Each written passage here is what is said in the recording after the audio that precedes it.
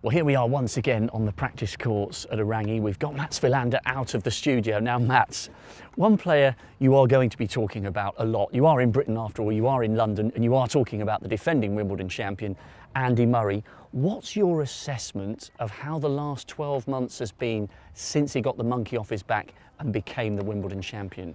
Well, I don't think that he's played one single tennis match with the same intensity as he did here last year when he won Wimbledon for the first time.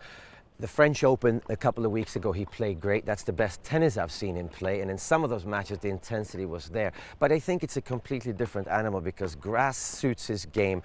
The pressure is obviously on him to maybe defend the title. But he likes the pressure, and the pressure from the outside is something that players rise up to. It's when you're the only person in the world wanting yourself to win. That's hard. But the whole of Britain and the whole tennis world would love to see him win again. So I think he's going to play the best tournament we've seen him play since Wimbledon here last year. Do you think there's ever a danger that because there was so much expectation and pressure on him to get that first Wimbledon victory, do you think there's ever a case where he might possibly have thought last year, whatever else I do now is going to be a little bit of an anticlimax? Because even if he wins 2 or 3 or 4 more, in some ways it could never be as special as the first was last year against Djokovic. Well, I think he's back to the same path that he was on before he won the Grand Slam, which is we're professional tennis players and you're trying to work on your game every day. You're trying to improve, you're trying to have a good attitude, and you're trying to enjoy it. You really, of course you're playing to try and win the big championships, but that's too short-term minded. And I think his tennis now, he's back into being long-term minded. He needs to improve his game, he needs to win more Grand Slams. Maybe it's here at Wimbledon, but I think Wimbledon for him is easier to play now that he has won one. Pressure is off in one way, and now it's all just positive.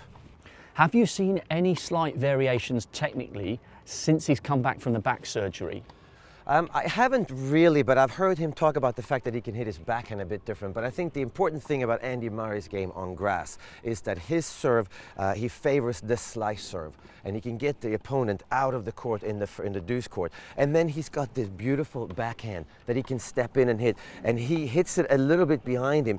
He can pull it cross court and he can hang on to it and be a bit late and poke it down the line, and he can hit that little drop shot.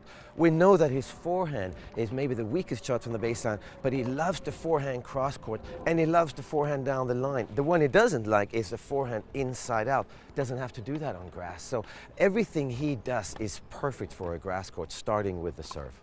One big change, one very obvious change, and certainly very high profile. Everybody pouring in through the gates to watch Andy's matches. We'll be talking about the fact that there's no Lendl and there's now Amelie Mauresmo, a champion here at Wimbledon, but a surprise choice in some people's minds.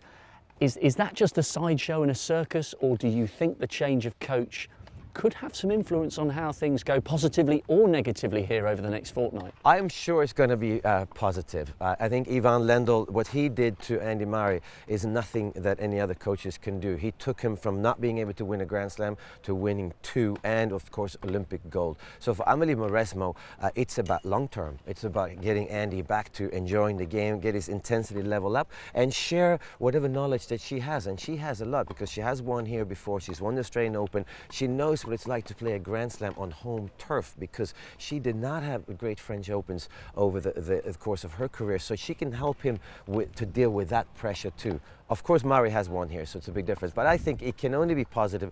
Lendl was sort of a professor in high school. Now Andy is on to the university level, and now he's got Amelie Mauresmo to learn from. Well, using your analogy, if he can win 2 Grand Slams and an Olympic gold before graduating, whatever next, Murray Mania looks set to take hold here at Wimbledon, and we can't wait for every single ball of every single match. It surely is going to be very dramatic, whatever the outcomes in all his matches.